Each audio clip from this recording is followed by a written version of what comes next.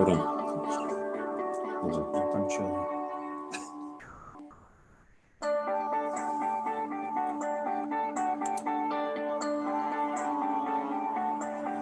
Right. I will be back before that runs out. 9 minutes 42 seconds. Yep. You're brilliant. I think that's that.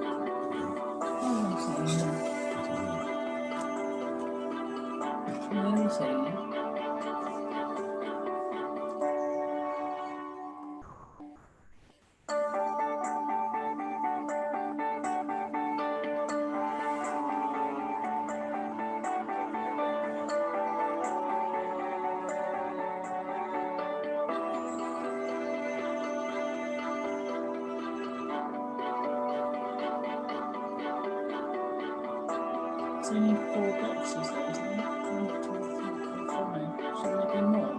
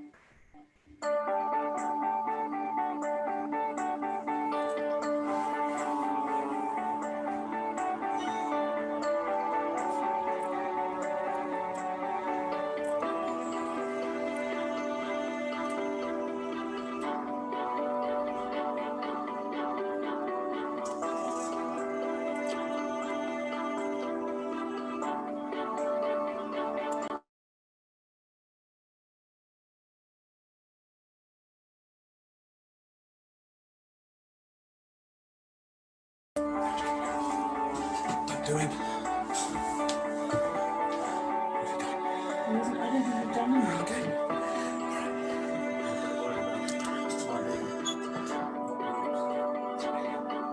What about my being mute? That's another saying. It's okay. Don't worry. Sorry, Mum.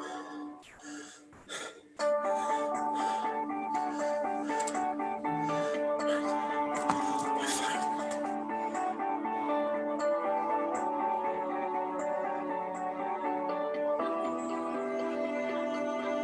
It's cheeky. It's cheeky. I've seen that. It's just okay. What's that? What happens when you put on the camera? It says we've got 10, 15 seconds on the screen. It says we're hosting a program. What it's in, just like this is what we're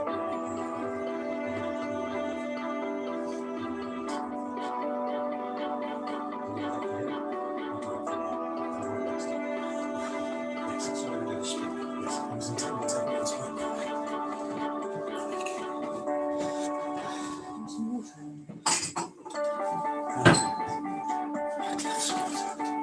Thank you. Oh, Thank you so much. no, that's Thank you. That's yours. It's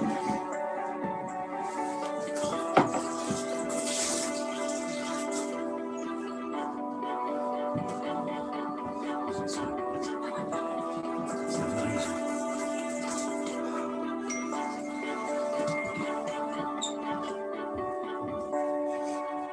Thank you. yeah.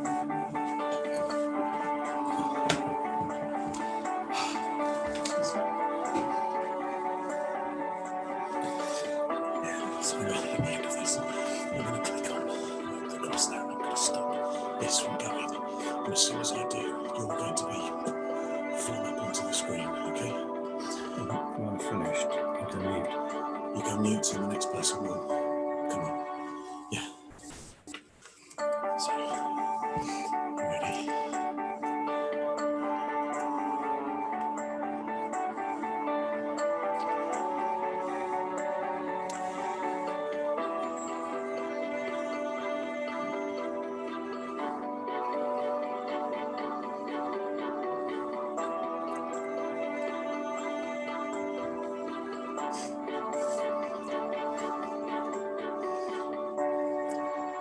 See me. I will do it in a minute. Hang on, Bill. Me.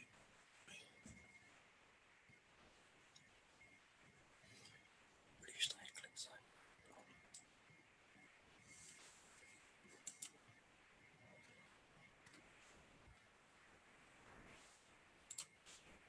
Okay, speak. Well, good evening, everybody, and welcome to Drip Action Theatre's live YouTube show, courtesy of our friend Zoom. Sorry for the delay, but a new venture. I am Bill Brennan, proud to be artistic director of the company now in its 33rd year. I was going to say here's to a safe maiden voyage, and a bit delayed, but we smashed the champagne over the bow and we're on our way, I think. We hope you enjoy the trip. We have 7 short plays for you with a total running time of about 85 minutes.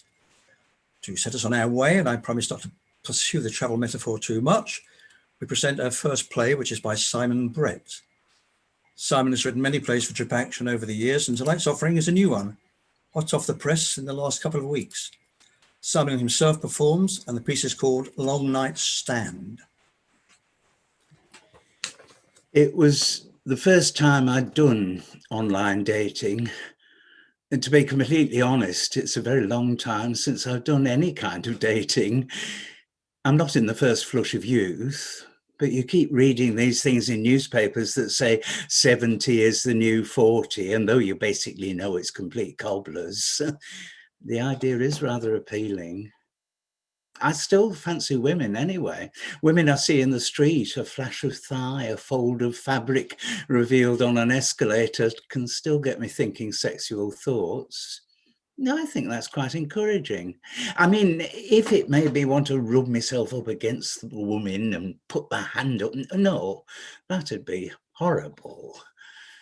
But I do still appreciate feminine beauty, and that's not actionable, is it?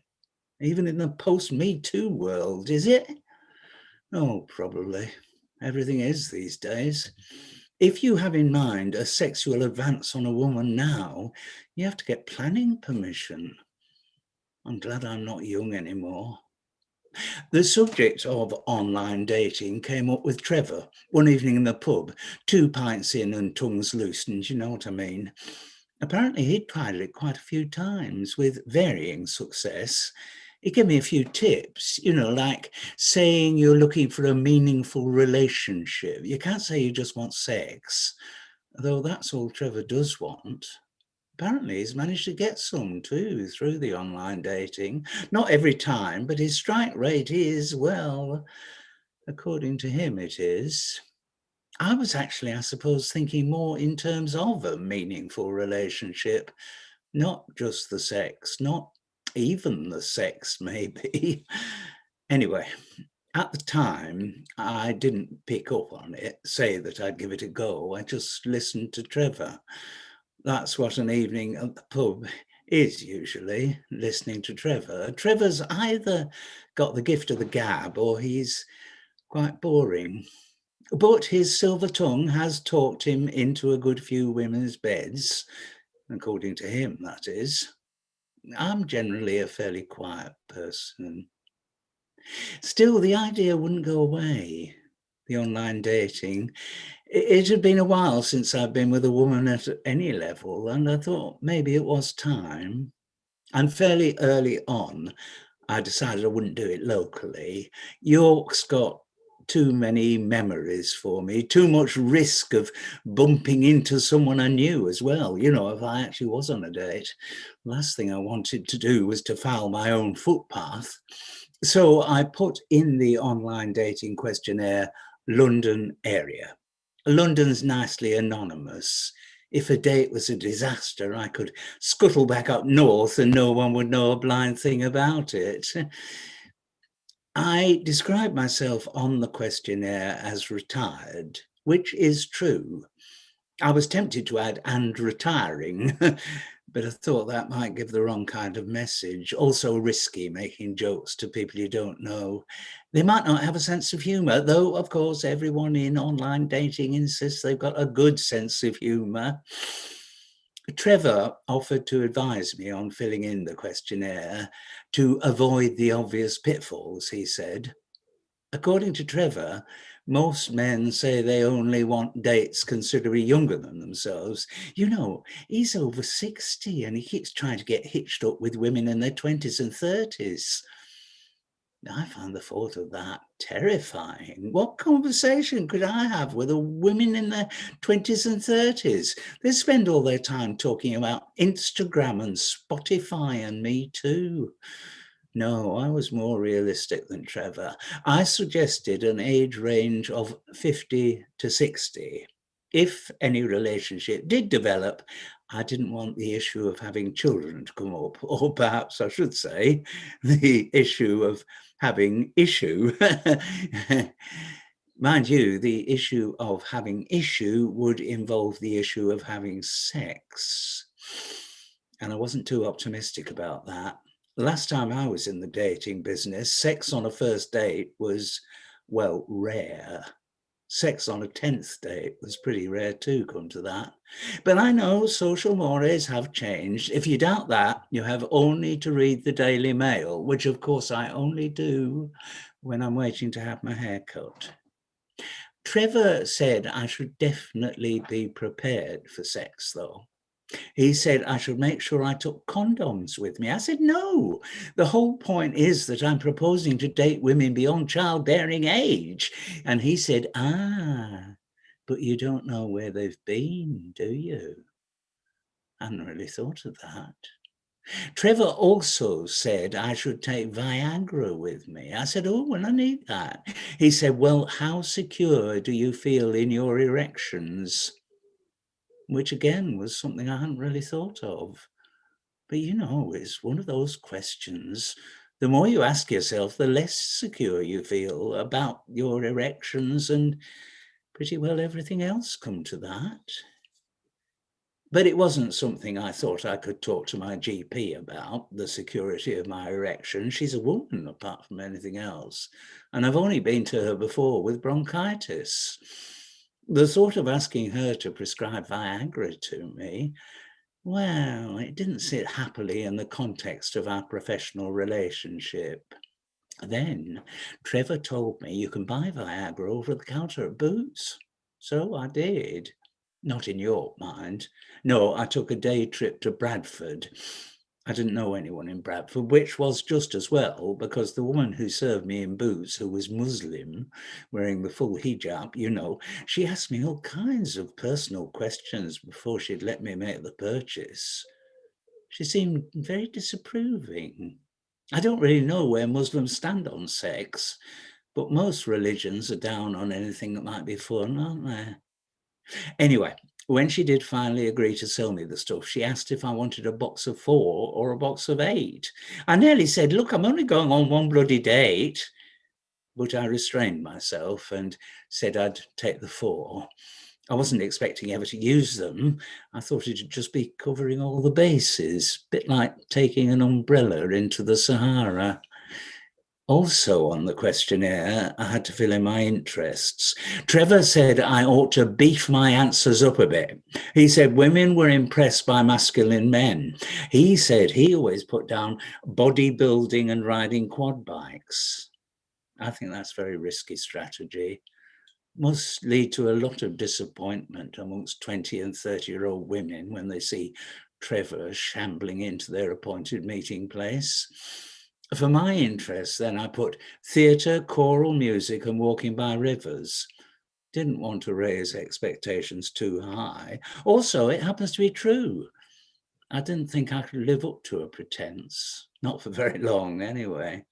So next thing is I get sent some names and profiles of women who might be a suitable match for me, some very nice sounding women. And at this point, I decided I'd had enough advice from Trevor. And as I started to get these suggestions for dates online, I didn't tell him any of the details.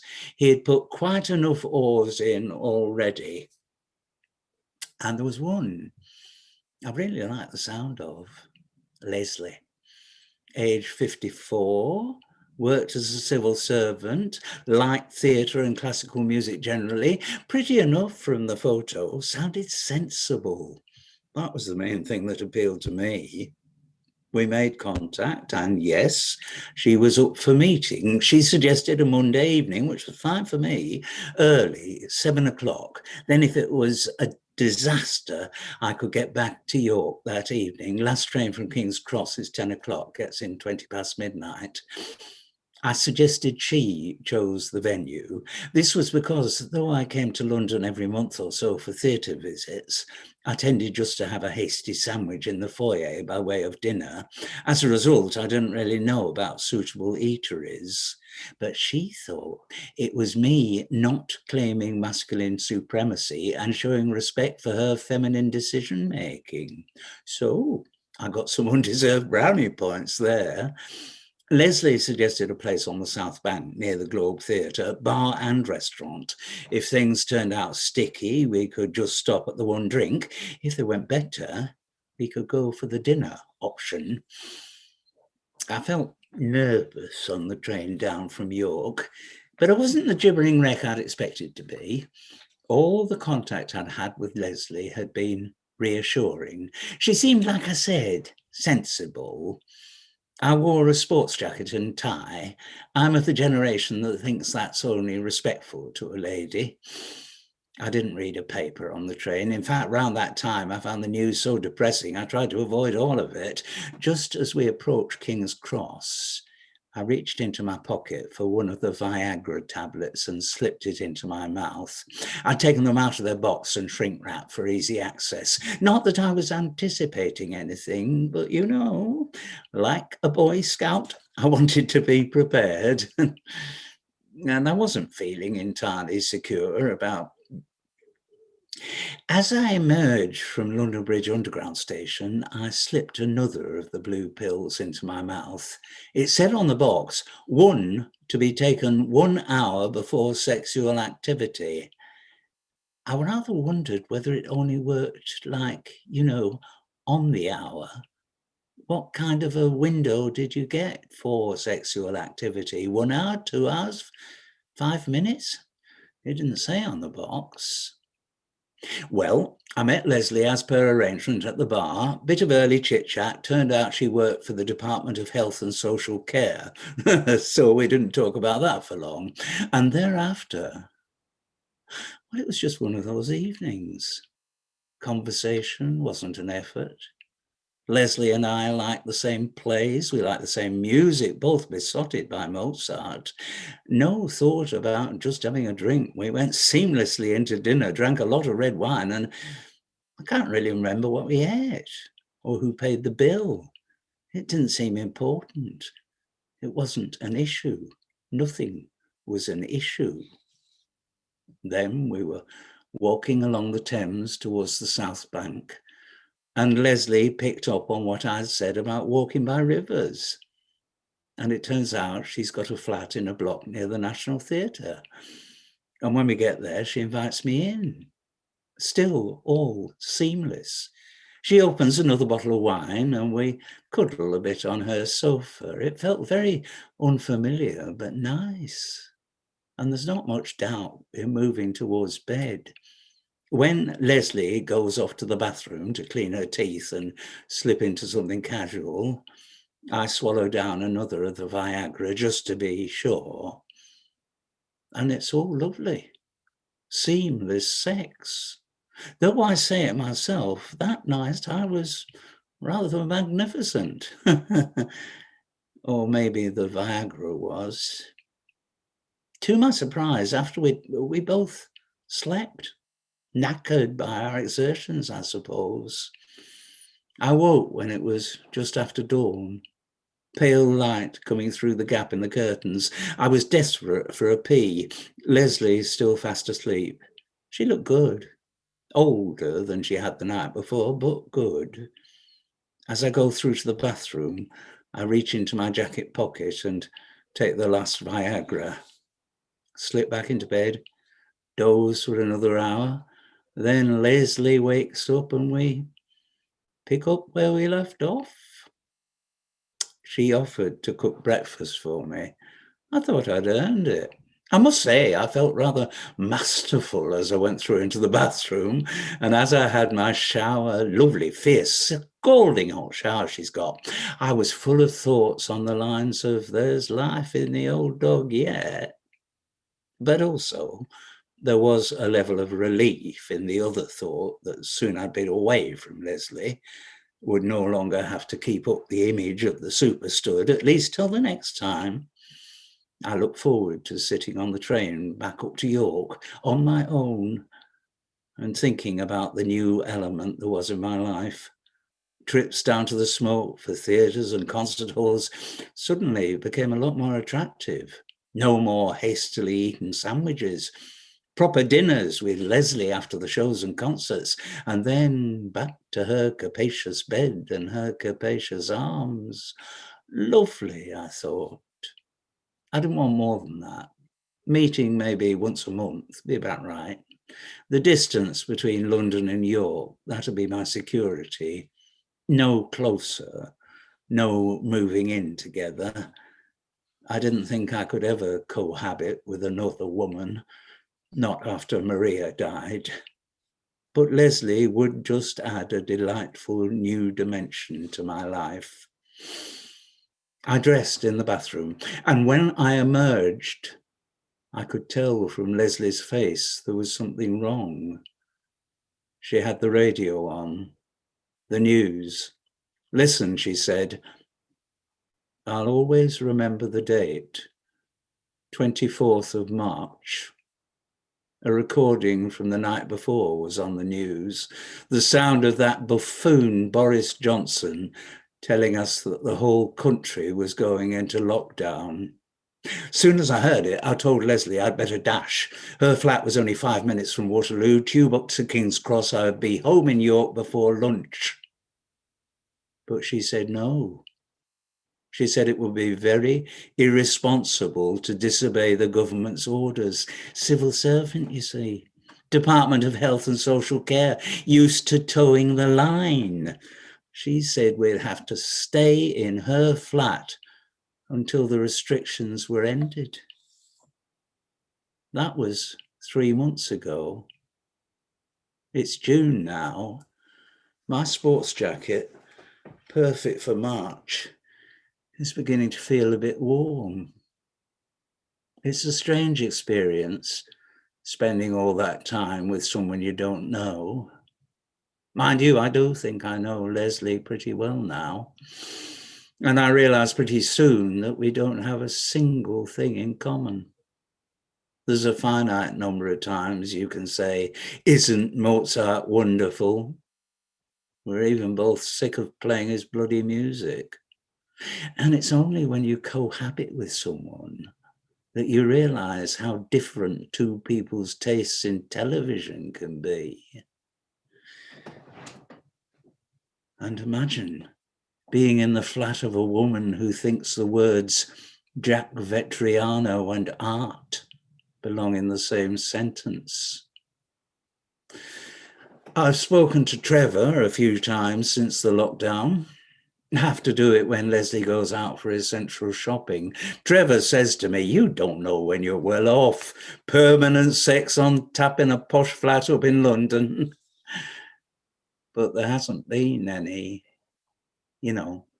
since that one night, our last night of freedom, our one night of passion. I've asked myself a few times whether amongst the essential food and medicine we're allowed to shop for, is Viagra included? Mind you, I don't fancy another interrogation on the subject in Boots, particularly with an additional coronavirus questionnaire. Will you be wearing a mask during sexual activity? That's taking me into a world of which I know nothing and don't want to know much. And I don't really feel, neither of us does, me nor Leslie, it doesn't feel right to, not for one moment have I wished that in Boots I'd gone for the 8-pack rather than the 4-pack. No impulse at all to get back in the sack. It's like those two people who shared that wonderful night of sex are two different people, which we are. Two different people who have nothing in common and who get on each other's nerves a lot. Perceptive bloke, that Jean-Paul Sartre, when he said, "Hell is other people." I was stupid. I should have just been content with the memories of the life I had with Maria, not tried for anything more. Should have realized I was never going to replicate her. Pity. I suppose I'll never know now whether that wonderful night of sex was down to me or the Viagra.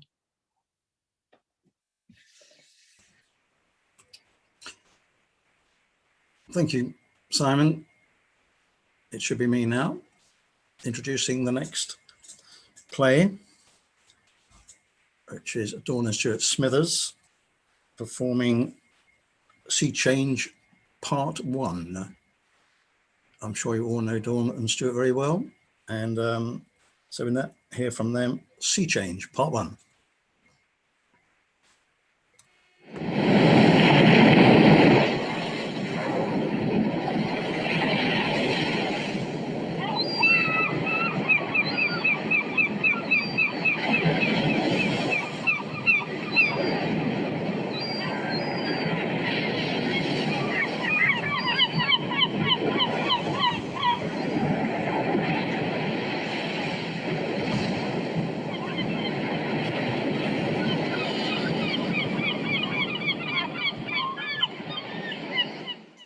So dear, here we are. Yet again. Indeed, my sweetness.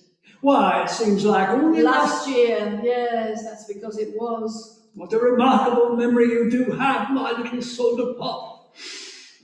Fancy a whelp? At 7:15 in the morning, are you mad? A morsel, then. Makes me queasy just thinking about it. Suit yourself, my honey lamb. I shall. No change there, then. I'm sorry, dear, didn't quite catch that. Nothing, dear. No, I thought not. This here is pole position, you know. The early bird Catches catches... pneumonia. It's freezing on this beach. And in case it has escaped your notice, we are the only ones here. You can't be too careful, Petal. The Germans are in town. They'll have the whole of the North Bay carpeted in towels within the hour. You think? This is Scarborough, you know, not the Atlantic coast of Spain. Better safe than sorry. The perfect holiday requires meticulous planning, you know. It doesn't just happen. Well, you do surprise me. Those clouds look ominous. Where? Up there. No, nothing to worry about. Cumulonimbus, if I'm not much mistaken. Cirrostratus, my current bun. I've checked the weather forecast and it's set fair. Rain by lunchtime then. If I may say so, Angel, you do have a tendency to negativity. It's most unattractive, you know. I speak my mind. Based on 20 years sitting on this self-same beach, staring at that self-same sea. drop a little ray of sunshine, haven't you? Sorry, dear. Nothing, dear. You need cheering up. You're right there. So, entice me. Well, we staked our claim, so the world is our cockle shell, so to speak. Yes, I was afraid it might be. Yes, I can investigate the main drag. They've got slot machines, ice cream, parlours, fish and chip shops, souvenirs. There's even a fun fair, complete with dodgems. Be still, my beating heart. There's only so much excitement a girl can take on an empty stomach. If we had waited for breakfast, my dove, we would never Never have... staked our claim. Yes, I recall you trying to explain that to me at length when you dragged me into consciousness at 5:30 this morning. Crawls be kind, that's my motto. Oh, I wish I'd noticed that on your family crest. Well, too late now. Buckle, my little walnut whip. I'll just get the windbreak set up, you'll be happy as Larry. And what's Larry got to be happy about? Swimming himself in the Mediterranean, no doubt, or on the Adriatic coast. No, Larry's a North Sea man and proud like me. You know where you are with the North Sea. Solid, dependable, and And above all- freezing 12 months of the year. Well, I did tell you, dependable. Not all it's cracked up to be dependable. You always said I was dependable. I rest my case. Oh well, we made the best of a bad job, I suppose.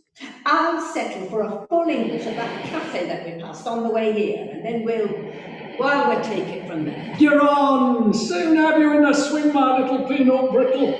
I've got a good feeling about this holiday. Go down in the annals with this one. Well, I wish I shared your confidence. I'm reserving judgment, taking it under advisement. Did you pay for this deck chair? No, I thought you had. Well, the attendant's probably still in the land and not if he's got any sense. Well, we best hold on then. Why?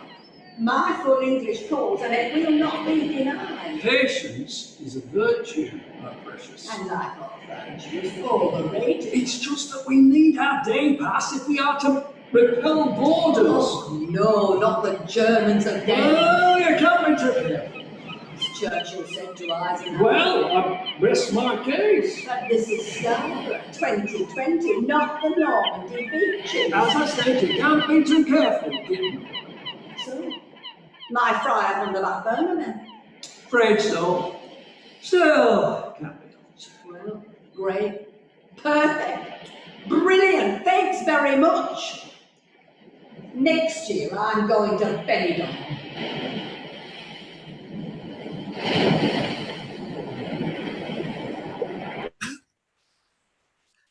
Thank you, Dawn and Stuart. A happy couple. Always makes me laugh.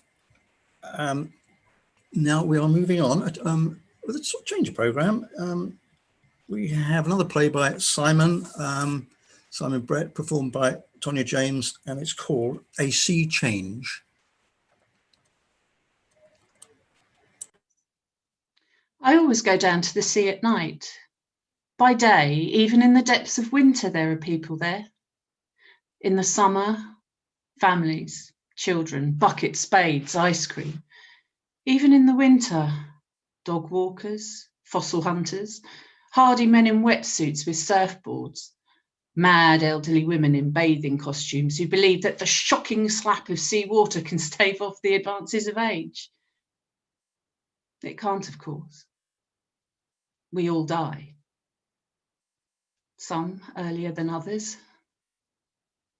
Only at night can I guarantee that the beach will be empty of people who are not aware of its significance, who have no respect for the solemnity of the sea, who don't think of it as a grave. In ancient times, of course, the sea was respected and feared. The Greeks and Romans had names for the gods of the sea, of whom they were properly very frightened. They made offerings to keep on the right side of them. Human sacrifices sometimes. Now people believe that all nature is tameable, and until they're proved wrong by an El Nino, an earthquake, a tsunami. But they soon forget, and the belief reasserts itself. The belief that we are the gods, that we have control over nature, over the sea. Even when there is no moon, I can still see when I go onto the beach at night. During the walk down the narrow path and the steep cliff face, my eyes adjust. Accommodate, that's the technical term, I believe. In my lifetime, I have accommodated to many things. Accommodating to see in the dark is a relatively small one of those things. So with no moon or a sky stifled by cloud, I can still see the sea. Sense is perhaps a better word. Sense as a blind man senses traffic, but I feel that I can see it. The flickering of its restless surface, the futile slapping of its waves against a rocky outcrop that will take centuries to abrade, centuries to be pounded into shingle. Just another pebble on the beach, like me, like Paul. When the moon is high in a clear, bright sky, the sea has more majesty, more dignity, fitting to the way it memorializes Paul. The sea shimmers with precious metals, silver, even gold, although the only light it reflects is moonlight white. It's how I imagined the funeral of an Aztec king might have been. Though, of course, there's been no funeral for Paul. A few years till that formality can be rubber stamped. We met at university. Nottingham, not Oxbridge, but okay. We were in the same year, went round with the same people. We were never boyfriend and girlfriend. We had a couple of sexual encounters after parties when the booze had got the better of us, but never a boyfriend and girlfriend. Not even when we both ended up living down here in Dorset. A lot of people don't realise how many relationships are available in the world other than boyfriend and girlfriend. Anyway, back then at Nottingham, I was already in an on-off relationship with Rory. Funny. 5 years married, 2 kids. It still feels like I'm in an on-off relationship with Rory. I know he'd rather spend his evenings down the Pilot's Arms with his mates than at home with me. Made that clear. Voting with his feet. Where do you think he is this evening? Paul's sex life at Nottingham was far more adventurous than ours. Everything he did was more adventurous. He kept getting new tattoos, which at the time was thought of as very bold. And he had enormous charm, a fatally glib way with words, especially after a couple of drinks. At every party, he'd turn up with a different girl. Beautiful girls, high flyers in the low-ceiling world of university. At the time, I thought it was because Paul was fatally attractive to women. Rory certainly thought so. I think he was jealous of Paul. Like many men, Rory wanted the security of an anchor, me, along with the freedom to roam the 7 seas in search of other female prey. I think he still does. Plenty more fish in the sea. Oh, the fickleness of masculine fantasies.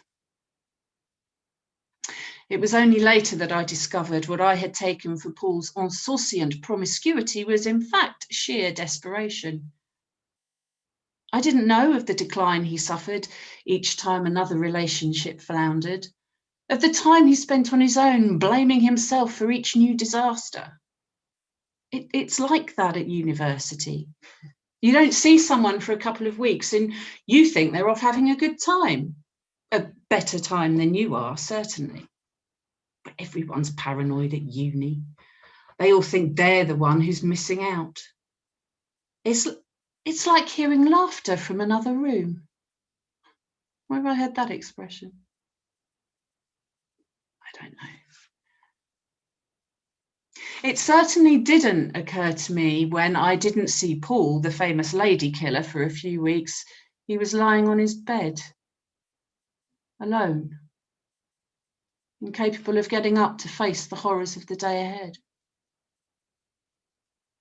After we moved down here to Dorset, and after Paul moved down as well, he and I often walked along the beach together, by the sea. At first, Rory pretended to worry about our relationship, as he had when I first introduced him to Paul at uni. Surely the only reason Paul would move down to the Jurassic coast was to be near me. Maybe that was true. Makes me feel a huge sense of responsibility if it was. But it was soon clear to Rory that there was no sex involved between me and Paul, so he stopped bothering. He always sees things in black and white, Rory. Had there been sex, he would have bothered. Because there wasn't, he didn't. He quickly stopped seeing Paul as a threat. Paul was just, in Rory's own words, a basket case. My husband treated my relationship with Paul as if, I don't know, I'd adopted some Indian seal pump at a wildlife sanctuary. And at times I almost felt the same. That was the trouble with Paul. It was high maintenance. People like him are. They keep repeating the same litanies of despair, demanding the same reassurances. It's very wearying. Very easy to find an excuse not to see them. Down here, Paul had given up his glittering parade of girlfriends. Decided he couldn't do relationships. He was very good at starting them, hopeless at maintaining them. His mood changes made him too volatile. I remember once at uni, I thought I was in love with him, and I offered him love, but he found it too frightening, too overwhelming. Like the sea, it threatened him. So, when he came down to Dorset, having given up on relationships, there was no one else to whom he could unburden himself. I guess I was his only outlet. And I have a finite amount of patience. I still feel guilty about that. I have a tattoo, just a small one. A butterfly daringly needled in on my ankle when Rory and I were honeymooning in Turkey. I won't tell you what he had tattooed on his bum at the same time. Still, at least I'm the only one who has to see it. At least I hope I am. As for mine, well, future years, I can always wear socks. Whereas how many tattoos did Paul have? I didn't realise at first what they represented. Only later, when I thought about it and had a suspicion of the reason for him having them done, I asked him, and I was right. For him, a tattoo was a sign of confidence. Each time he came out of one of his bad patches, he'd get another tattoo. It was him saying, stuff the world, I'm feeling better now, and I'm going to stay better. He didn't have any new tattoos those last few years down here in Dorset. At least Paul's tattoos, unlike ours, are spared from fading, as with age our skins crinkle into muslin. And anyway, there's probably no skin on his body now to show his tattoos. The sea is a very efficient waste disposal unit. The grinding of the rocks, the abrasion of the sand, the hunger of a million tiny creatures, consumed by plankton. Suppose there are worse things to have engraved on one's tombstone.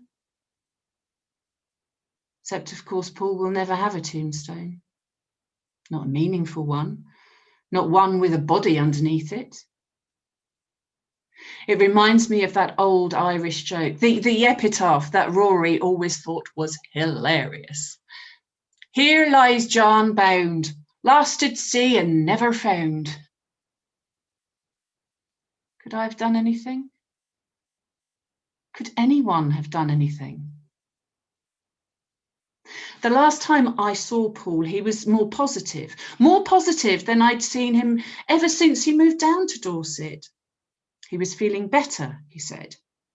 He was on some new medication. He was seriously going to look for a proper job that actually used his qualifications, put an end to all the part-time bar work and his sackings after a few days because of his galloping absenteeism. When I went to the GP, I was in a bad state after it happened. He said it was very common for depressives to commit suicide at a stage when they're beginning to feel better. At their lowest, they haven't the will to do anything, leave alone organise such a complicated operation as killing themselves. But when they start to feel better, they have the energy. They think, I am not going through that again. I am going to be efficient, and this time I'm really going to make it work. Paul was very efficient. He made it work all right.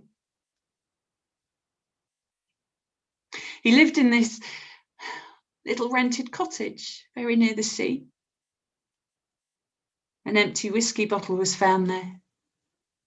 Empty paracetamol packets. And it was clear he'd walked down the cliff path, staggered probably with a bottle of whiskey inside him, and just walked into the sea. Belt and braces, man, Paul. There was a note left at the cottage. Police showed it to me because I don't know, because I was perhaps his closest friend.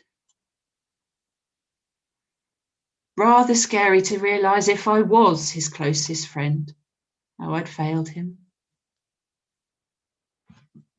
I mustn't think like that.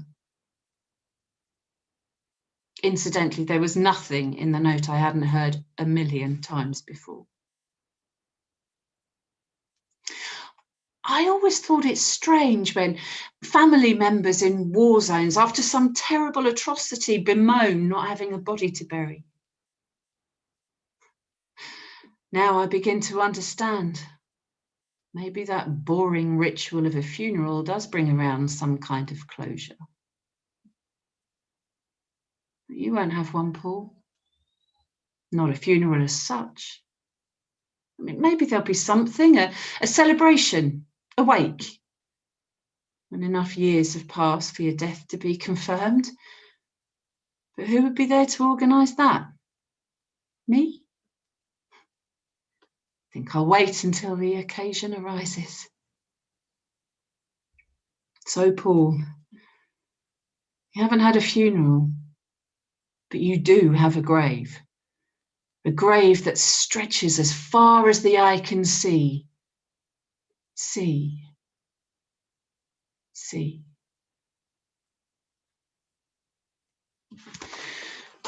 The children are in bed. They'll be fine. I'll tell Mrs. Trevor in the flat below that I'm slipping out. She'll come up and sit with them. She loves the kids. Needless to say, Rory's down the pilot. No doubts about my destination. The sea. I always go to the sea at night.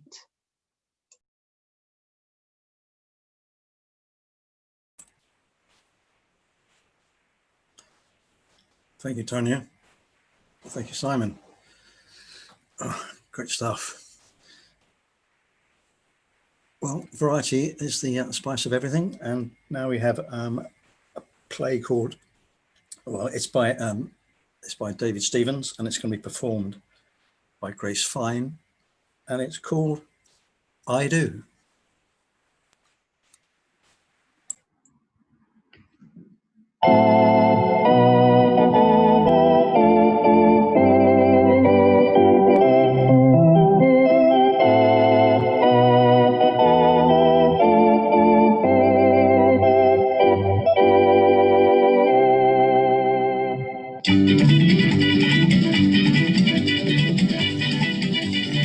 I love you so much. Wedding selfie. Oh, hang on a minute. I've got to talk to these people now. So, say goodbye. No, you say goodbye. I'm the happiest woman alive. I finally found him. The one I want to spend my every waking moment with, and my every sleeping moment. The one I can't take my eyes off. The one I can't keep my hands off. The one I will never, ever take my mind off. Mr. Perfect. I mean, all right, yes, it has taken me 2 times to get it right, but this time, I know I've married the right man. I used to say to Dave, that's my first husband, I used to say to Dave, you want to be careful, you know, otherwise I'll swap you for a newer model. Well, guess what, Dave? I just did. I need to get this on Facebook so he sees it. He'll be fuming. And Instagram. And probably Twitter as well, actually, because you never know, do you? Who's that in Las Vegas tying the knot with her newer, slimmer model? It's me! Ruffle, YOLO, lol, send. I love that picture, the one I just posted, the one of me with Elvis. He's the one that did our wedding ceremony. Not the real Elvis, although I did ask, but apparently the real Elvis is dead. But anyway, we just had some bloke that was made to look like Elvis. And do you know what though? If the real Elvis was alive, he'd be raking it in, wouldn't he? I mean, all these wedding ceremonies and dry ice and American trilogy on a loop, ka-ching. My friends will be laughing the other side of their faces when they see this. They said it wouldn't work. They said he wasn't right for me. They said it was just some silly phase and it would pass. Well, look who's laughing now. It's me in Las Vegas with Elvis, marrying me to the man of my dreams.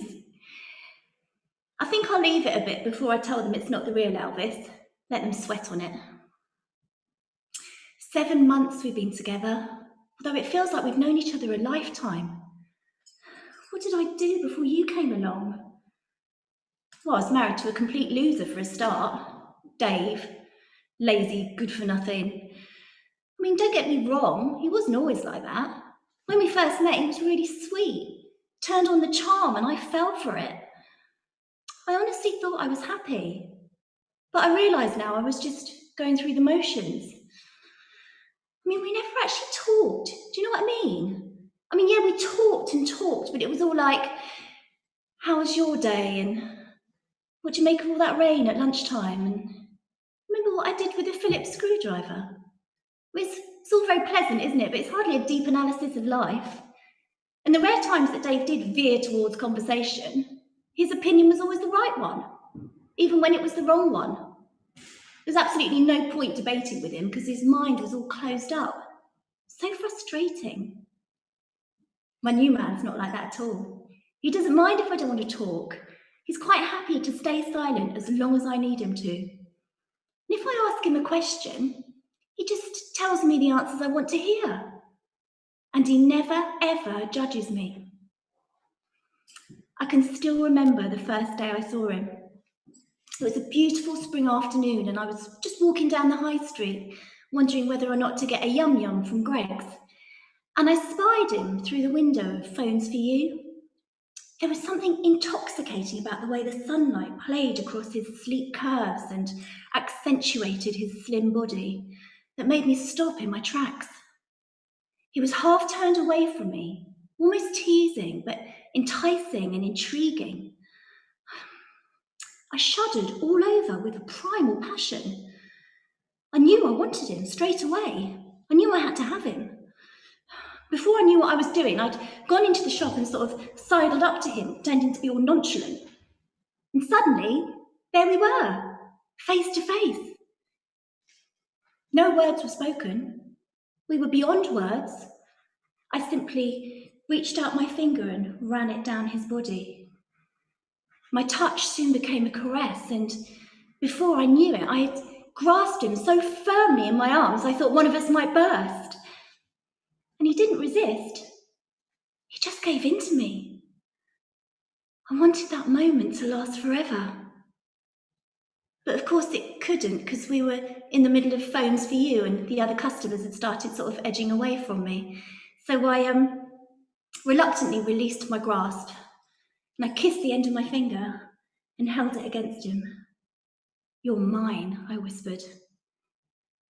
I hurried out the store and went home to where Dave was in the kitchen, as usual, stirring some pan of gloopy pasta sauce. "Had an interesting day?" he asked, as if he cared. Try as I might, I just could not shake the image of what I'd just seen. Just kept going over and over in my mind on a loop.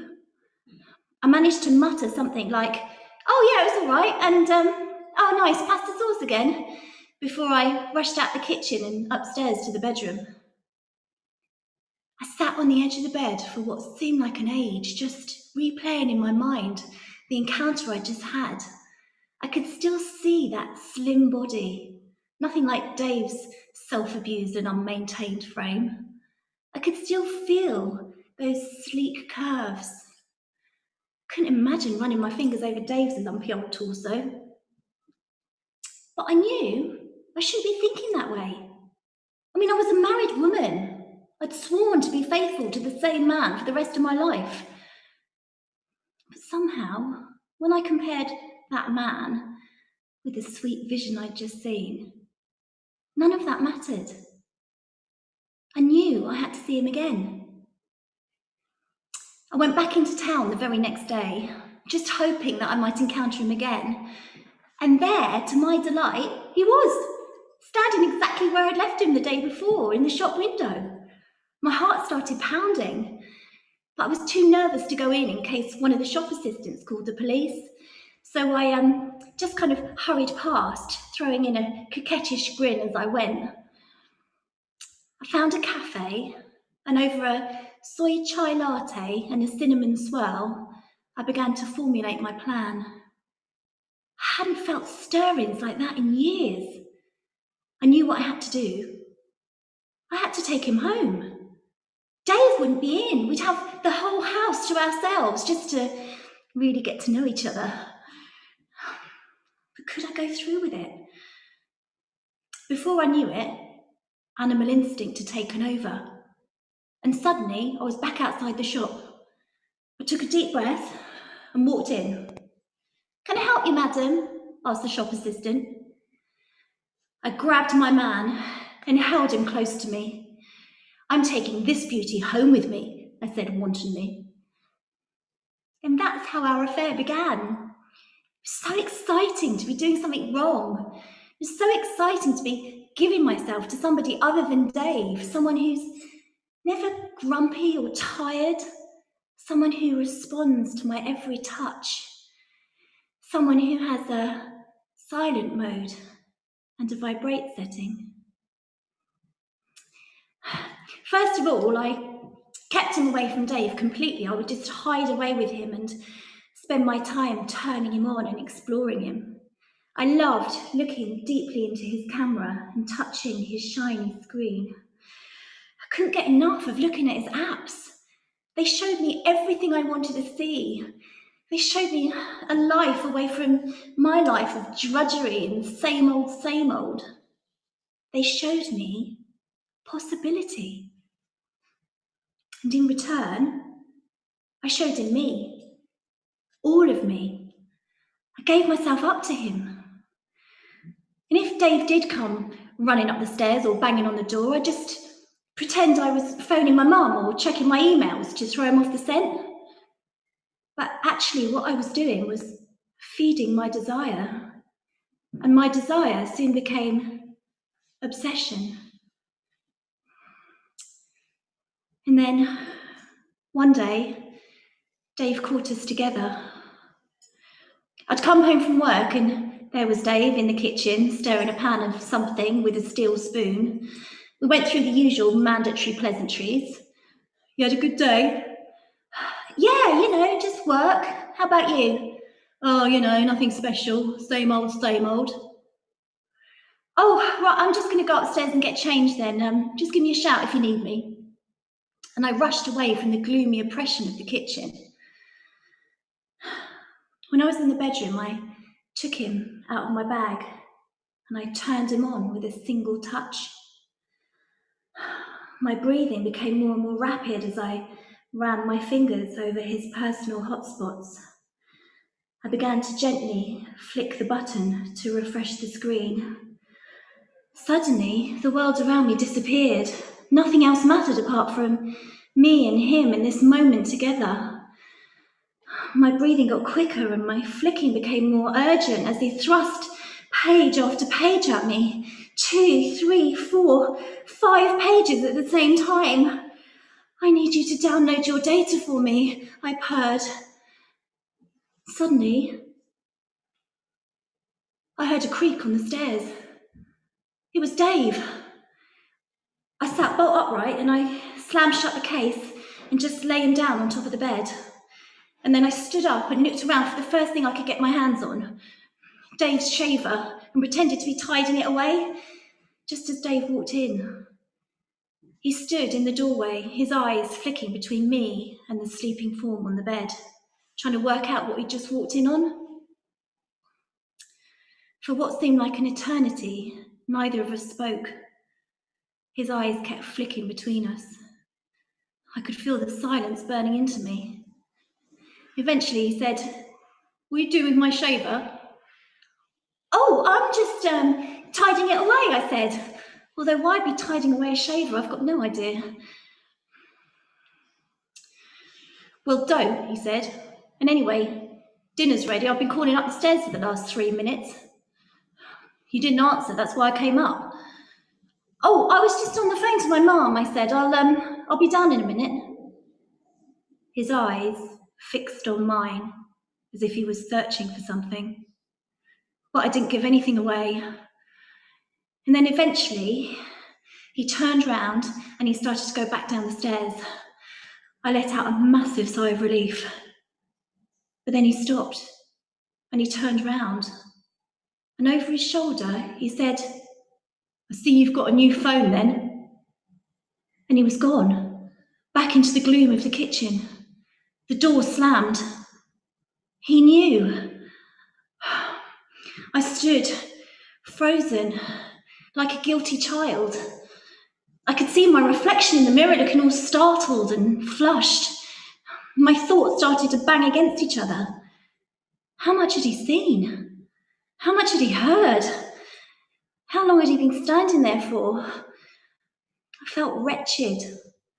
I wanted the ground to open up and swallow me. But then I looked down at the sleeping form on the bed. He looks so beautiful when he's asleep. I watched him for a bit longer and then I gently woke him up. "Are you okay?" I said.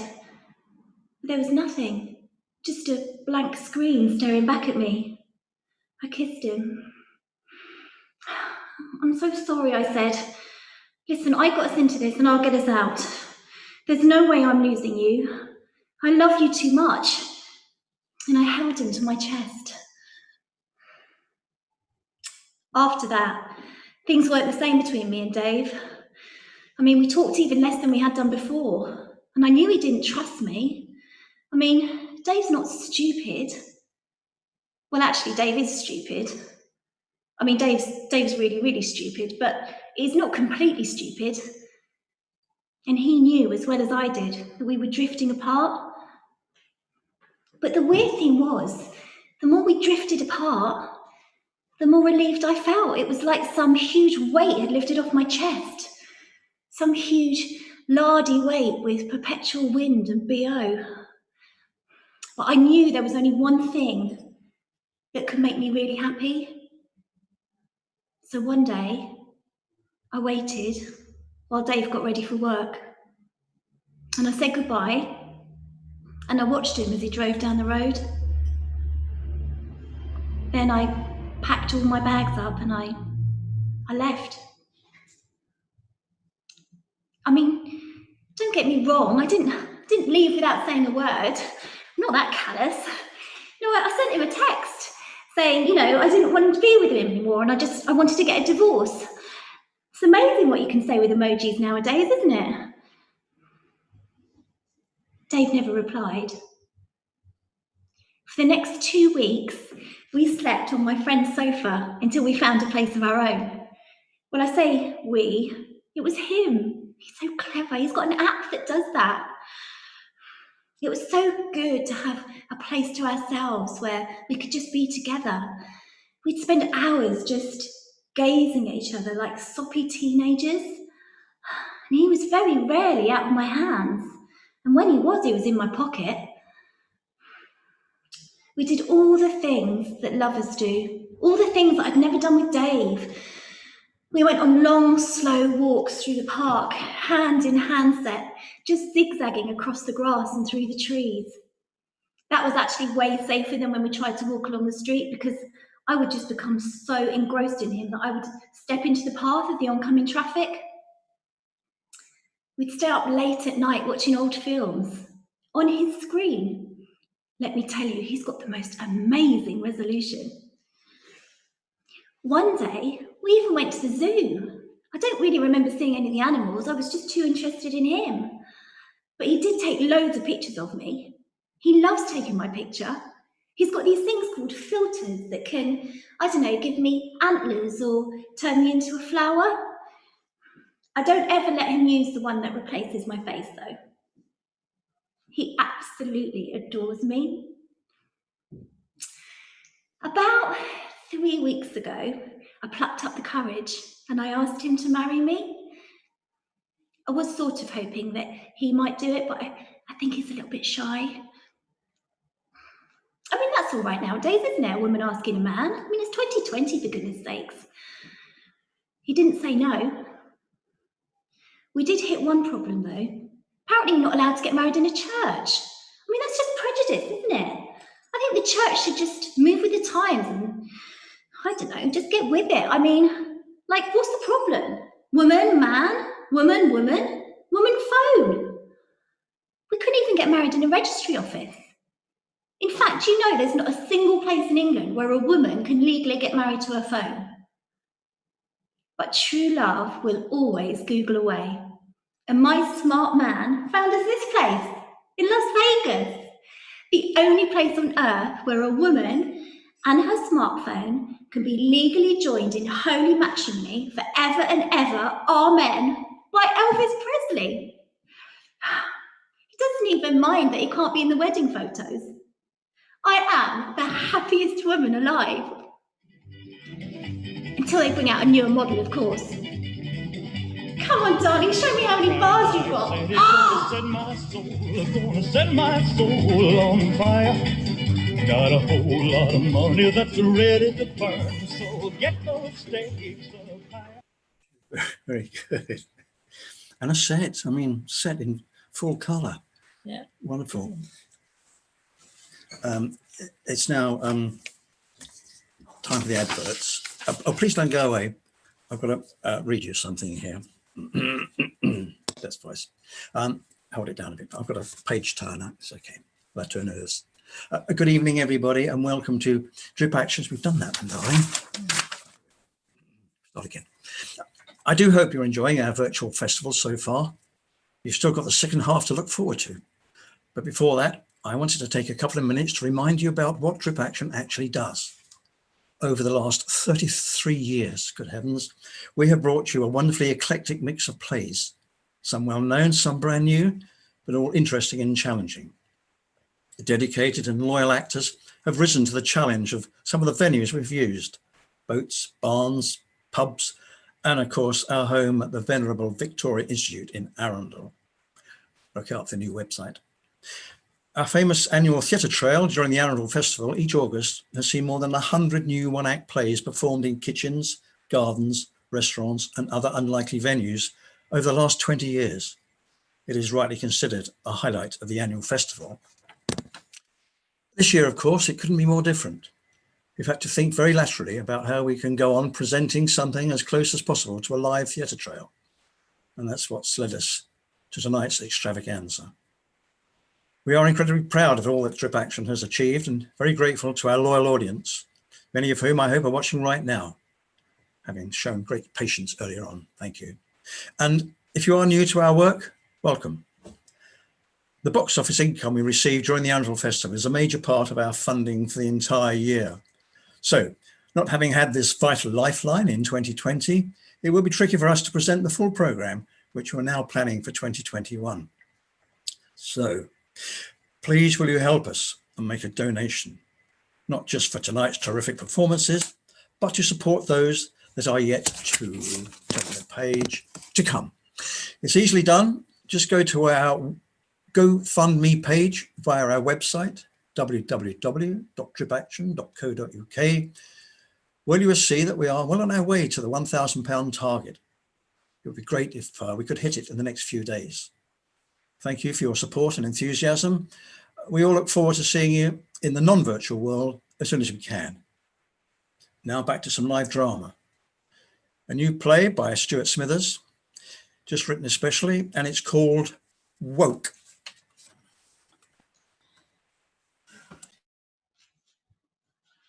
Come on, she said. Wake up, she said, but gently. Look around you. It's a beautiful day. And she was right. She's always right. In a good way.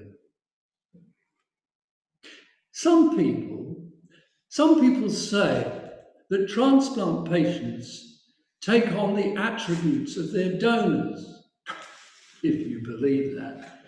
Sounds a bit new age crackpot, doesn't it? But then there are more things in heaven and earth, supposedly. I guess I'm going to find out. Poor old George, or Bill, say, or Mike, spent all his working life in the same job, same employer, same office. Barely looked up from his desk in 40 years. Then he retired, dropped dead the very next day. His heart stopped beating. Well, that's what we all die of, really, isn't it? The rest is just cause and effect. But I'm not George, or Bill, or Mike. My name is Sick with a Y, and I'm not dead yet. Mind you, not for want of trying. 40 a day for 40 years, me. Nothing by halves. No, I stuck at it through thick and thin. I'm not a quitter. No, I had not the slightest desire to kick the habit. Until the habit kicked me, foursquare in the chest wearing steel-capped Doc Martens. Could have died, should have died that day, but the fates and the paramedics looked kindly on me, and I survived. Although I could murder a fag. Joke. That's a joke. Can't think of anything worse, actually. Turns my stomach just thinking about it. The donor, my donor, never smoked in his life, apparently, so maybe there is something in that theory after all. I must keep a lookout. Mind you, didn't do him much good, did it? I was 65 when the world ended. My world, that is. The rest of the world just continued, never missed a beat. Unlike my heart, which missed quite a few, apparently. Not that I knew much about it, because I was technically dead at the time. Dead at 65. Dead even before I'd reached retirement age. Dead, more importantly, before my state pension kicked in at 66. All those national insurance contributions gone to waste. Bugger. But, as it transpired, I didn't die. Or rather, I did, but I was reborn. No, that's not quite the right word. I was reincarnated, yes, that's it. I rose from the dead. I'm in good company there, the best. Except I'm not the man I was.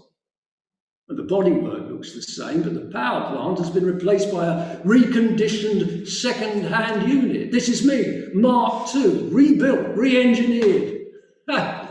There's nothing we petrol heads like better than a good vehicle-based metaphor.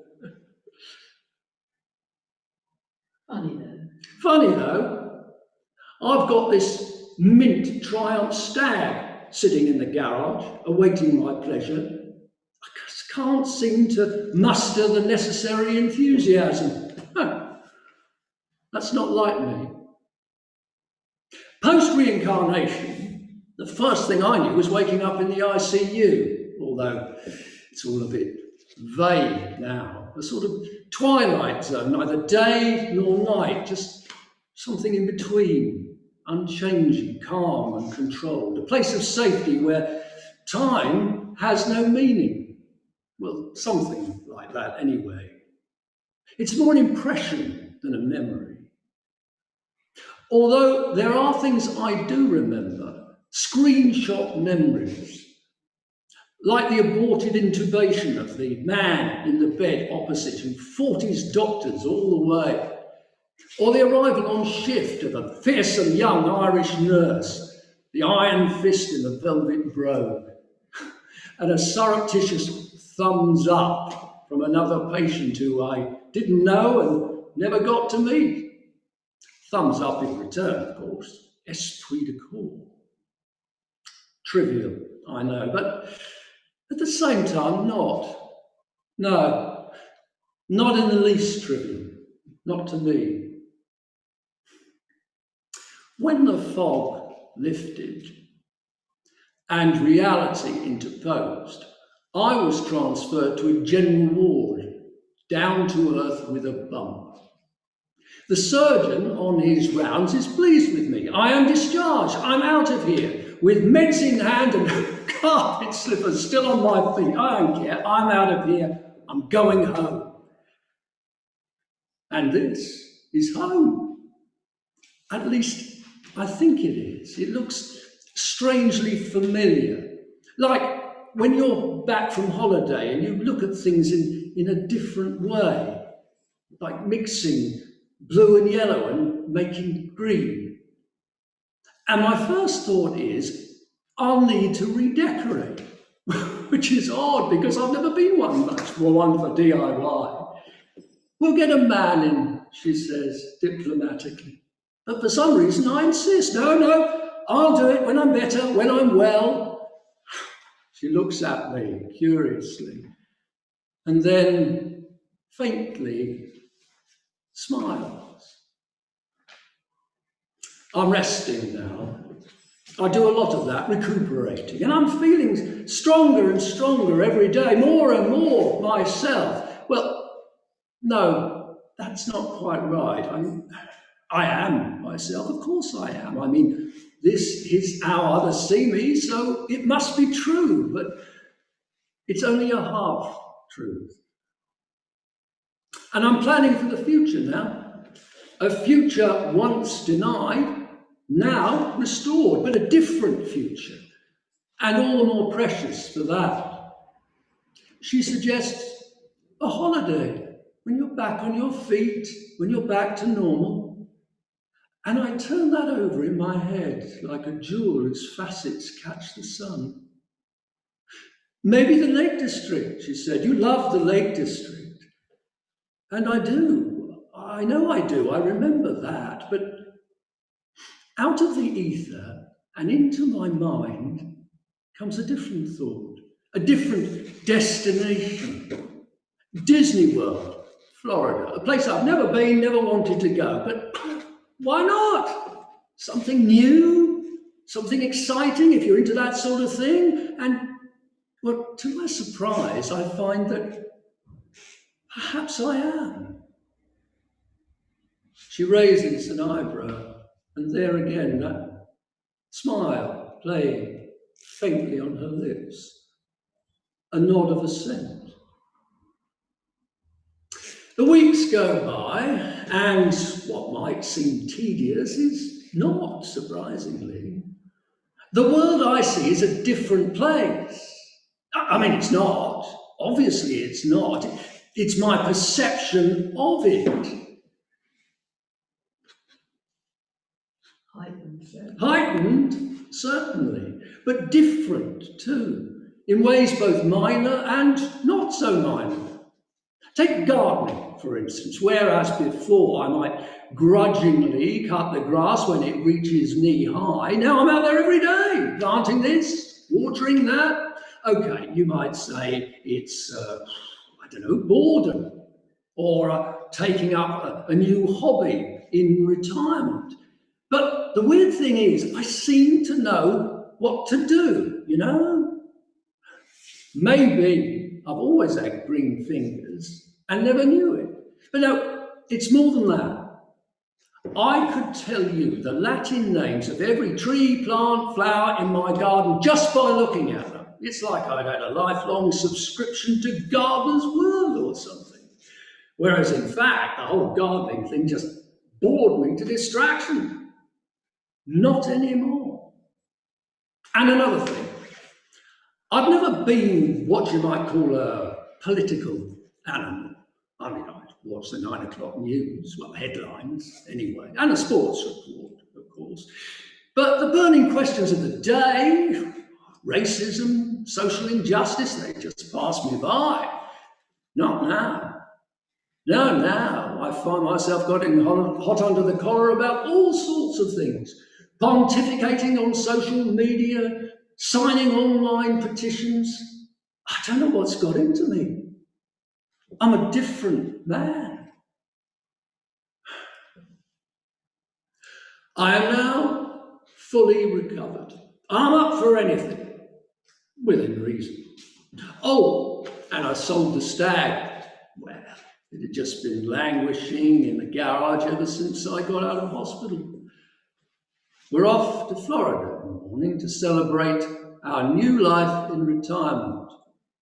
Early night for me, 6 a.m. flight. Come on, she said. Wake up, she said, but gently. Look around you, she said. It's a beautiful day. So I woke up, and she was right. She's always right. In a good way.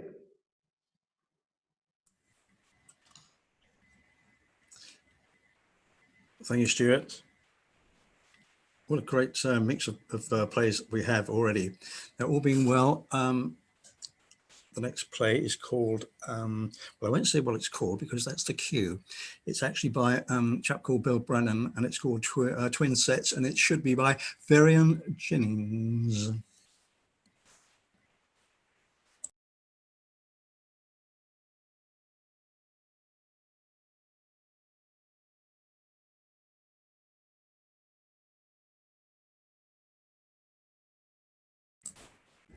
If we do have a problem, if Varian can't get in on the Zoom meeting here, we'll see if David Stevens is ready to rock.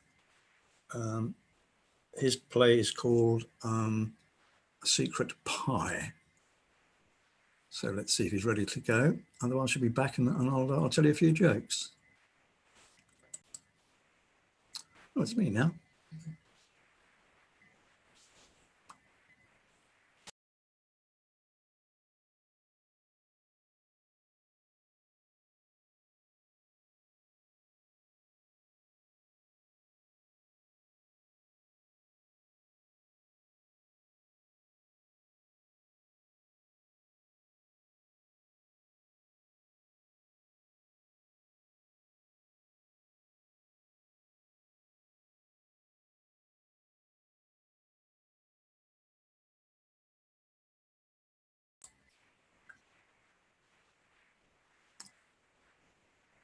We're waiting to see whether a variant Jennings can come in. Come in, please. Come in, Germany. Still running over here, or David. Let's see if I can go over here.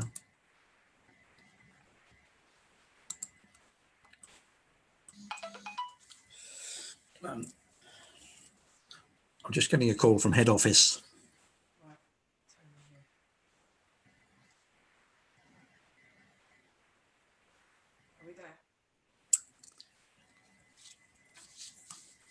I'm just sending a message through now.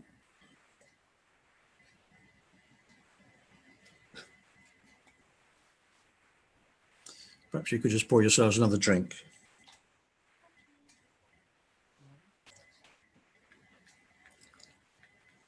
Just asking David whether he's ready to go. What is Johnny doing? Give us a say. He's doing something like this. What's he doing?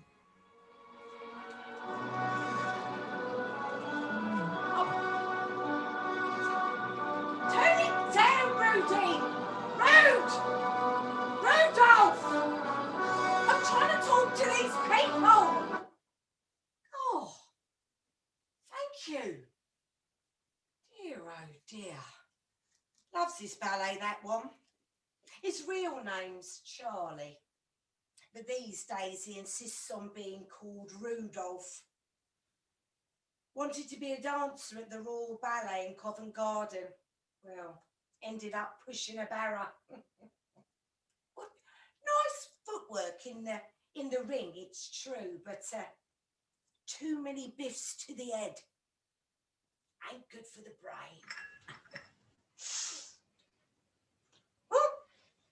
But I digress. And I haven't even started yet. I wanted to talk to you about our boys. Oh, my name's Violet, by the way. Violet Cray. Violet Cray? You've probably heard of me on account of, well, you know. Nice boys. Named after their grandfathers on both sides. Not that their grandmothers could be sure, you understand. Twins they were, yeah, just like their big brothers. I named them Roland and Ralph. Although Ralph insisted on being called Rafe. Said it sounded nicer. Sensitive. A bit like you, dear. Yeah. Oh, little tearaways. Roland went into the church, yeah. No. No. Not to steal the silverware, no. To spread what he called the word. Never did find out what the word was. Oh,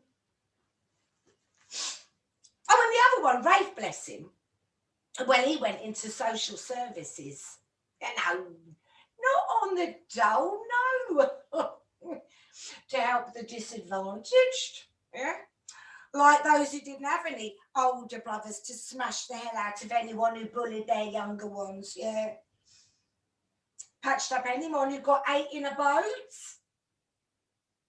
race, face, stitches therein. Oh, keep up. Oh, or iron out the creases in someone's cauliflower ear. Or help someone who couldn't afford a new set of gnashers once they got a bunch of fives in the moosh. Oh, and they helped the little kids, yeah. They got them jackets with long sleeves on them, yeah. So they could wipe their noses properly. Oh, yeah. But Roland, well, he wanted to get away, yeah. To be a missionary to the darkest and deepest depths of Whitechapel, yeah. Hey, converted many a geezer to smashing someone in the face without using a knuckle duster. Yeah. Or when he'd washed Blake's feet. Oh, God, can you imagine? All bruised and bleeding from kicking in all them heads. Oh, replace the hat band in the trilby of Jack the Hats. Yeah. A crony of their older brothers before they killed him. Little devils. Oh, Jack McVitie, that was. He preferred the name Jack the Hat to Jack the Chocolate Digestive. Yeah. Yeah. The big ones, well, they came to like their younger brothers. Oh, God. At first, they wanted to drown them at birth. Oh, hold them down, says one. Well, you fill the bucket. No, I said, blood is thicker than water. Nice one, says one. I'll just pop down the abattoir. No, I said, and I gives him a biff. Ouch, he said. Big girl's blouse.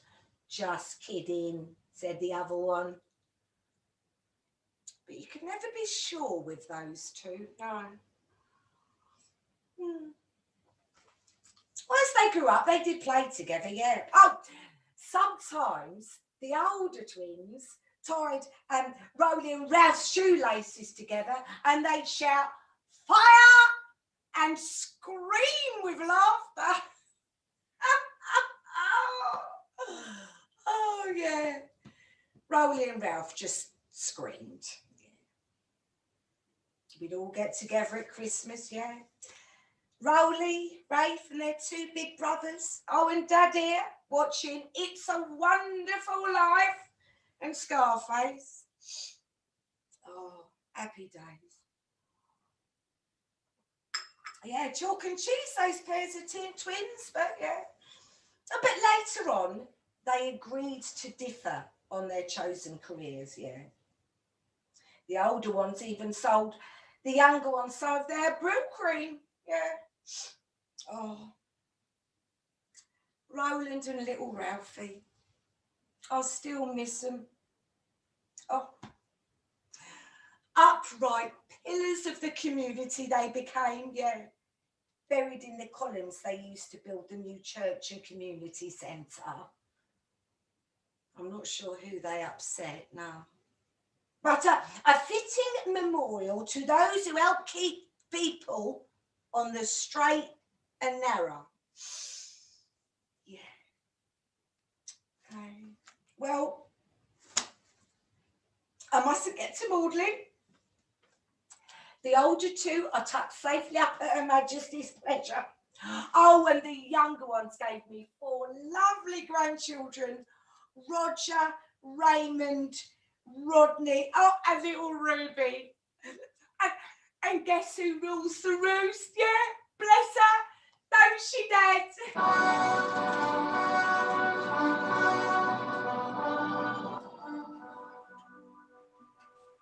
Well, we got there. Ever hopeful, good old us. And now for the last play this evening, we have David Stevens again in one of his plays. He's actually performing, and the play is called A Secret Pie.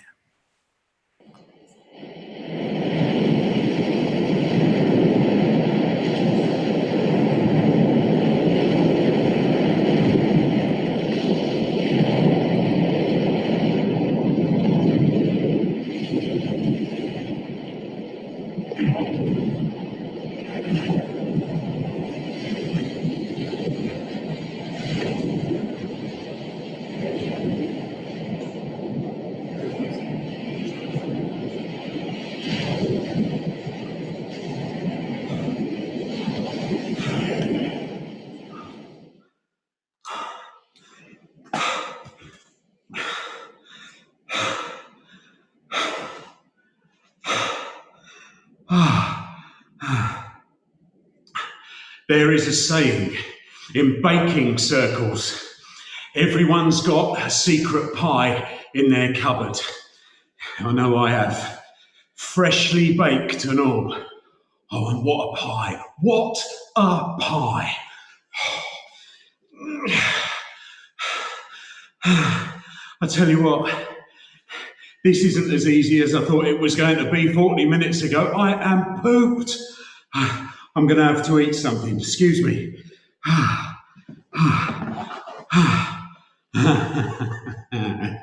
I've landed me pudding.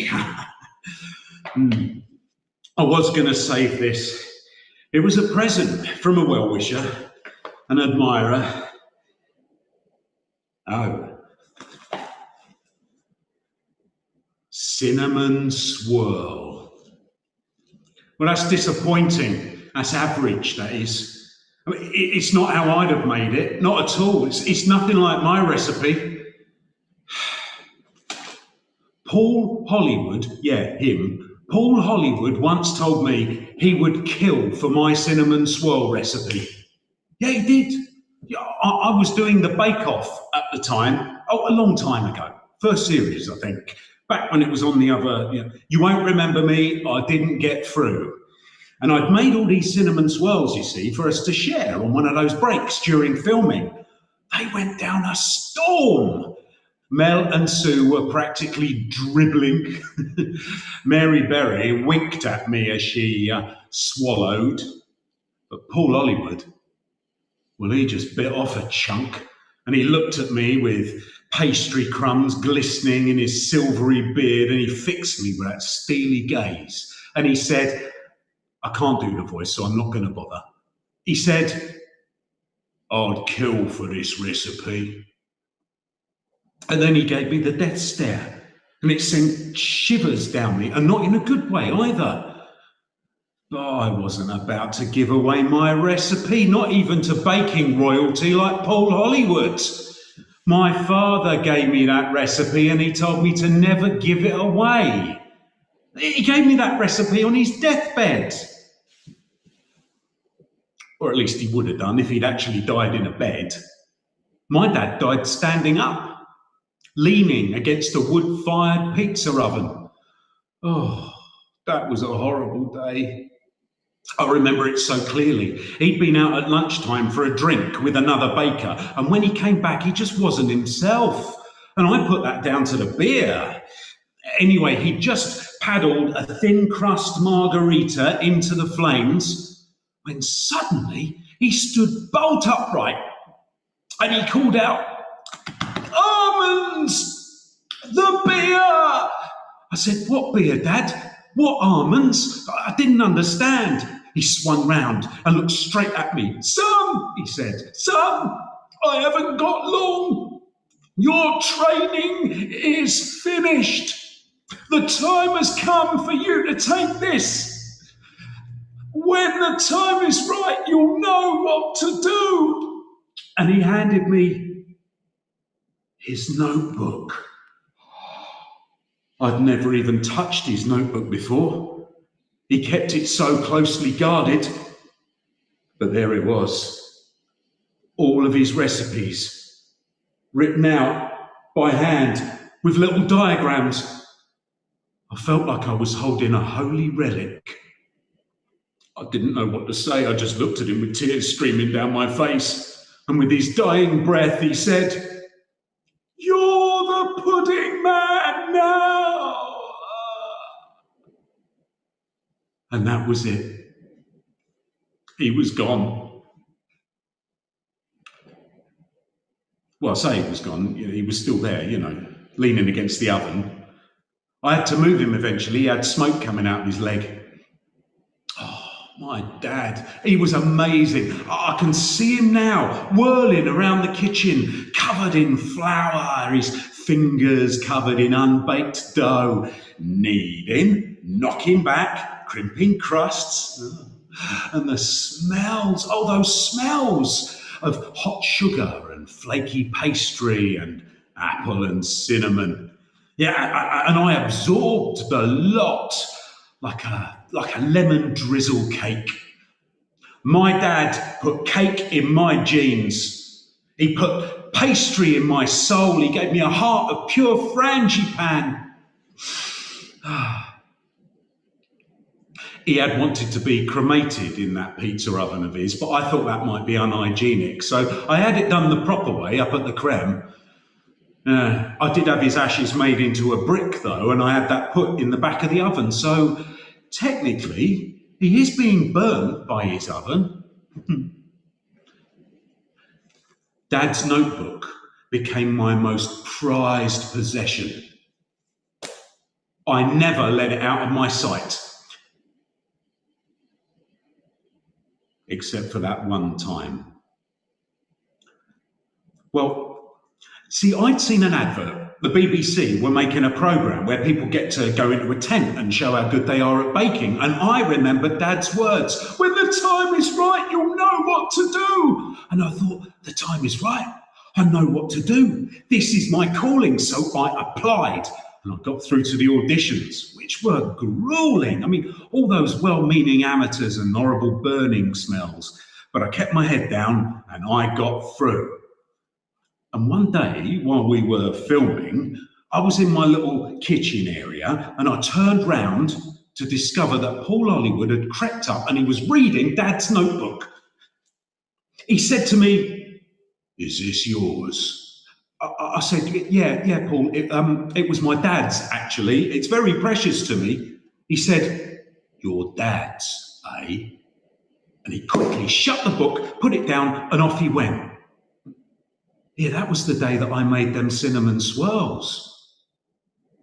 Now, in the afternoon, it was the showstopper round, and the theme was stately homes. And I slogged my guts out making my Capability Brown-inspired sponge landscape, complete with meringue forests and a rolling marzipan lawn and an ornamental water garden with 3 working fountains and a statue of Dionysus made of white chocolate. In the kitchen area next to mine was a baker called Sylvia, who Paul Hollywood kept flirting with. He kept calling her his jam-filled love cake. And Sylvia had recreated the Durbar Indian dining room at Osborne House using royal icing and spun sugar. And she was just finishing off some of the more intricate carving when Paul Hollywood cycled past and made eyes at her. And she, distracted, put her hand through the west wall and knocked the entire thing on the floor. It was a disaster. She was in floods of tears. Well, I rushed over to help her, of course. Never leave a baker behind. I still had plenty of white chocolate left over, so we used that as a kind of mortar, to stick the walls back together. And when we'd finished, well, Osborne House didn't look as majestic as it had before, but it would just about do. Then it was time for the judging. Mary Bailey walked up to me, she tore a piece off my cake and tossed it into her mouth, and she was just starting to tell me how good she thought it was when Paul Hollywood cut her off. It was like he had some sort of weird power over her. He didn't like my showstopper at all. He said it was ostentatious. He said it was badly conceived.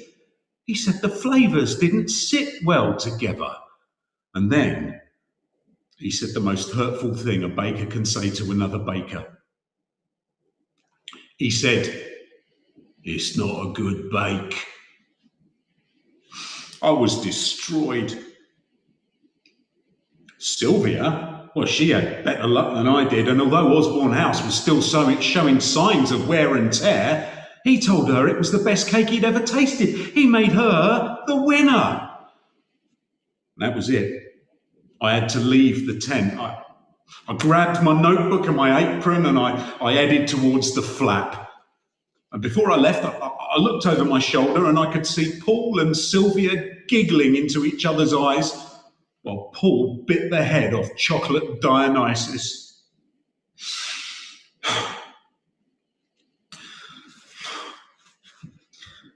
Tell you what, I hope I reach dry land soon. I am busting for a wee. After my bake-off humiliation, I knew I had to get as far away as possible.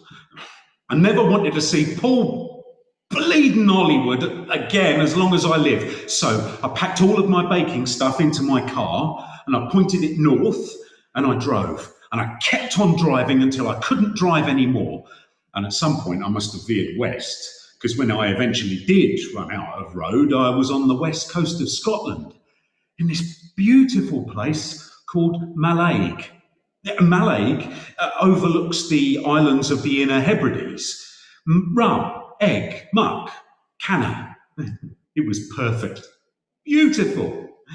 And the best thing about Mallaig was nobody here had ever heard of the Bake Off, let alone seen it. I could be anonymous. It was bliss. Mallaig was perfect, except for one thing. It was puddingless, bereft. There were no pie shops, no baker's shops, no pastry to be had anywhere. But I had an epiphany right in the middle of the high street. I remembered Dad's words. "You're the pudding man now!" And he was right, I am the pudding man. I could bring puddings to the people of Mallaig. Go pudding man! So I set about setting up a little kitchen. I sold my car, I bought a brand new van, and on the side of it I painted in large friendly letters, "The Pudding Man." Oh, I baked my heart out in that little kitchen. Scotch pies, Dundee cakes, Clootie dumplings. Dad's notebook had a recipe for everything. And at the end of the day, I put it all into the back of the van and I drove to the centre of town to sell it. Oh, it was fantastic. And it didn't take long to get a following either, quite literally. Once they dug their teeth into a sugary tart, there was no stopping them. They started chasing me up the road, shouting, "The pudding man! The pudding man is coming!" Oh, some days I would sell out in minutes. Now, one day I decided I was going to make cinnamon swirls. Well, I hadn't made those for years, so I went to Dad's notebook and I found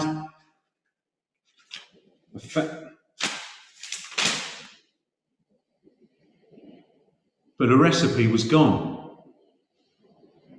Someone had torn the recipe out of my book. But who could have done that? I never let anybody touch this book. The only person who ever touched this book was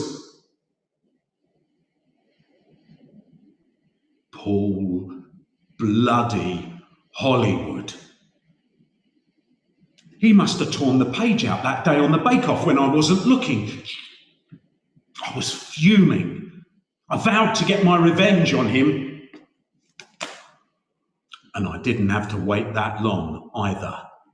Now, my best customer in Mallaig is a man called Big Jim. Big Jim, he's the captain of a boat called the Hebridean Princess, which every day sails around the islands taking tourists.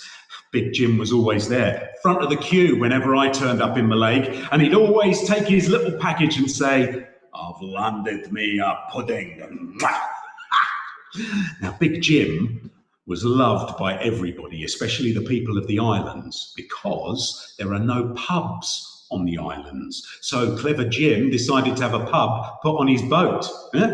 So every day when he drops off the tourists, the locals get on and spend all day drinking at the bar.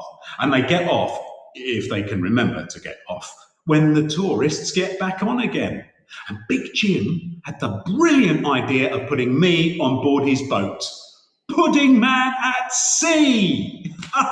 Oh, it was fantastic. Pudding man bringing pies, puddings and pastries to the people of the islands. I was in floating cake heaven. Just sailing and baking and sailing and baking until one day, Big Jim got a letter from Channel 4. They were making a travel program and they wanted to film on board the Hebridean Princess. And guess who was presenting it? Paul flipping Hollywood. Yeah, apparently Channel 4 spent more money than they actually had when they bought the Bake Off, and they were trying to get their money's worth out of their expensive celebrity baker. And they were making him do travel programs. Paul Hollywood was coming here onto the boat. I'd be able to get my revenge.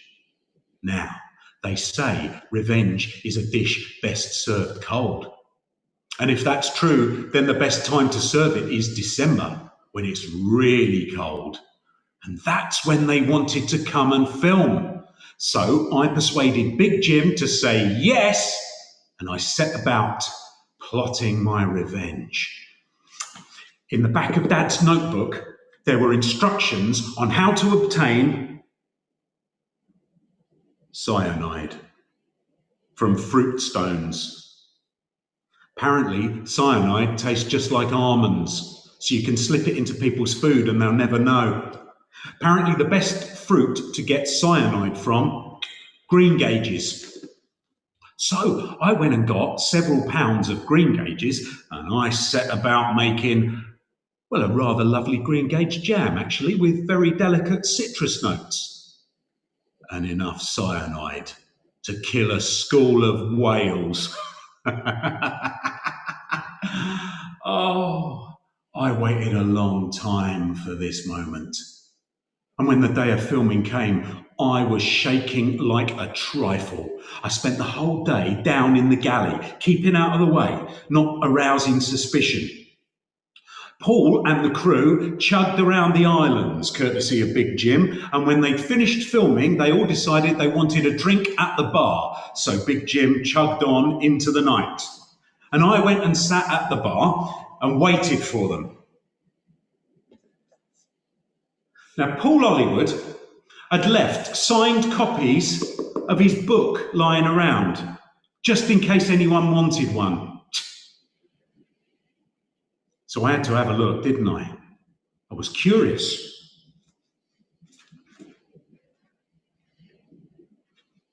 And there, on page 118,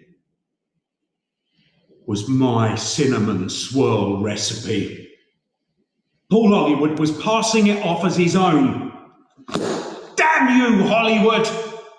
Suddenly, Paul Hollywood appeared in front of me, sitting down on a bar stool, ordering a large single malt. Right you are, Mr. Hollywood, I said, as I poured him his drink. I don't think he recognised me straight away. Good, my plan was working. I spent the next few hours plying him with single malt after single malt. Well, it's his weakness, isn't it? Eventually, he was a bit drunk. So I started a conversation with him. Well, Mr. Hollywood, they say that everyone has a secret pie in their cupboard. What's yours? He thought for a bit. The drink had wound its way around his understanding and loosened his tongue a bit. His guard was down. And he said, I knew this baker once who had all these amazing recipes in a book. And I asked him to show them to me and he wouldn't. So I put greengage stones in his beer. Why did you put greengage stones in his beer, Mr. Hollywood? To make it taste of almonds. As he slapped the bar, my blood ran cold. My mind shot back to that day in the kitchen. My dad. Almonds! The beer! I didn't know what it meant at the time, but now the pieces seem to fit together. Paul Hollywood killed my dad. If I'd been in any doubt about what I was about to do, all of that doubt was dispelled when I said to Paul Hollywood, so, Mr. Hollywood, would you like one of our special Hebridean cocktails, unique to the boat? What's in it? He said. Well, I said it's based on an eggnog, and the islands are represented by the rum, of course, and the egg, of course, and cream from the Isle of Canna. And Mr. Hollywood, I like to finish it off with a splash of amaretto, which tastes of almonds. He said, "What's it called?" I said, "An involuntary spasm." He said, "I'll have a large one." I said, "Right you are." And I started pouring his drink. My hands were shaking as I was pouring it. I was really going to go through with this. I finished it off with a generous splash of amaretto.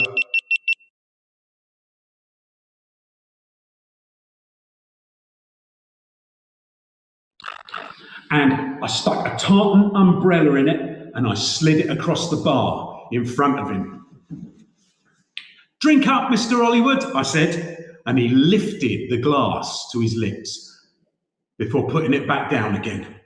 And he produced a book and a gift bag, and he handed both of them to me, and he said, "These are for you as a token of my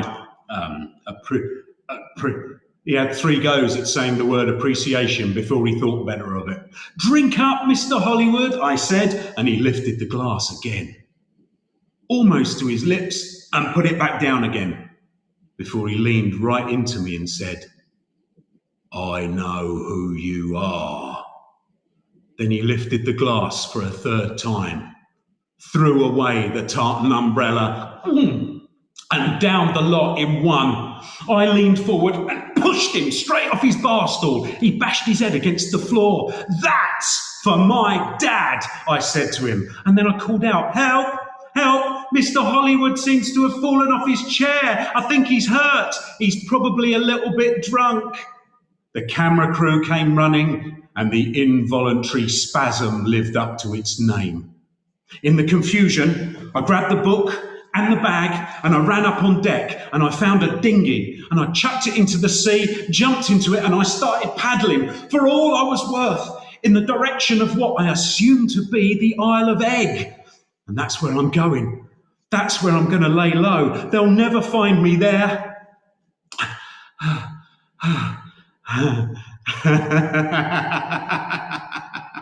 And so, that is my secret pie. Good, isn't it, hey? Yeah, out there, somewhere, is a Channel 4 film crew, desperately trying to revive their expensive celebrity baker. And here am I, sailing into the sunset with my Paul Hollywood cookbook and my cinnamon swirl.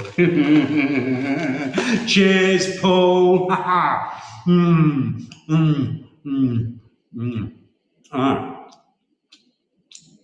That's wrong. No, that's weird, that is. No, that's nothing like mine at all. He's put something else in here. There's a different flavour in here, definitely. What is it? Oh. Almonds.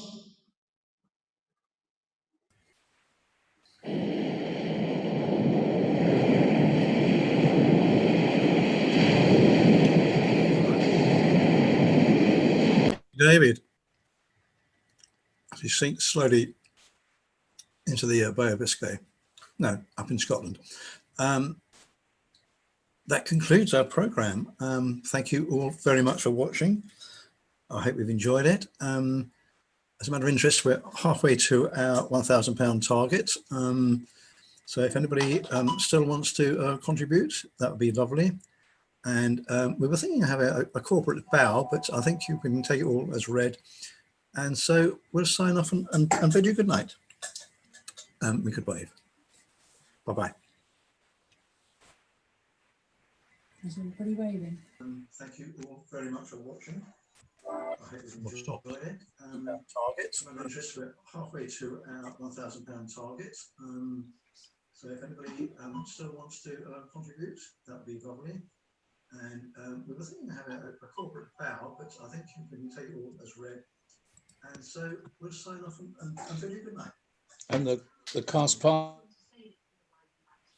And the cast party. Night, night, cast party. everybody. There. Thank you for watching. Thank you. Please donate. Yeah, thank you, everyone. Make sure you give some money. There we go. Thank you, everyone. Thank you for coming. Well done, David. Well done, everybody. Um, Very good. Bye. Mainling meeting for all now, as I'm in charge. Goodbye, everybody.